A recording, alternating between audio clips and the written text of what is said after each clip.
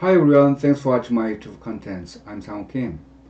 In this video, I would like to show you the relationship between t-test and regression analysis. I have prepared simple fictitious data. There are two groups and there's a measured y variable. In our program, we can test whether these two groups has different group average by using t.test function. Then you can get this output. So p-value is less than 5% significance level. So we can say that there is a significant mean difference between two groups.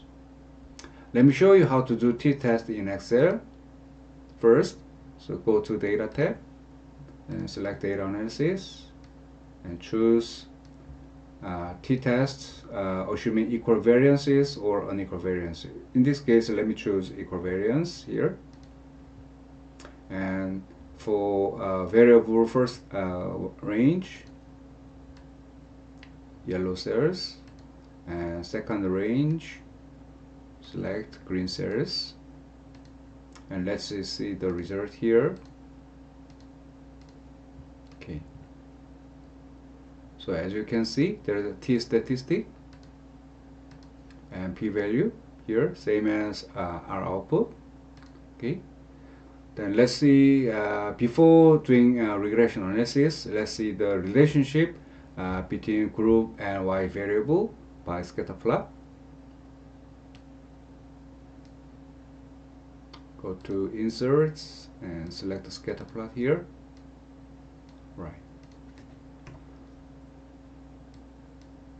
So as you can see, the average of y variable for group 1 is less than those of that of group 2, right? So we can say that from graph we can say that group 2 average is higher than group 1. So and also from a regression analysis point of view, we can draw this kind of linear regression line, right? So let's do regression analysis in Excel. And choose regression. For Y range, select column B. For X range, select column A. And check labels. Let's see the result here.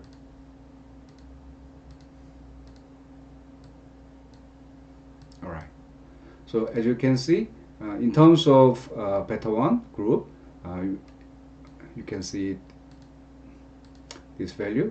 So this is same as absolute value of t-statistic from t-test analysis, and p-value is actually same as this one when you multiply by 2, right? Because it's one tail, so if you multiply by 2, then you can have two tails p-value here. So this is same as this one. And again, if you square t-statistic, then this value is the same as this one. And p-value is same as this one, right? So what I want to tell you is that actually square t-statistic is the same as f-statistic, right? This is the relationship between about statistic.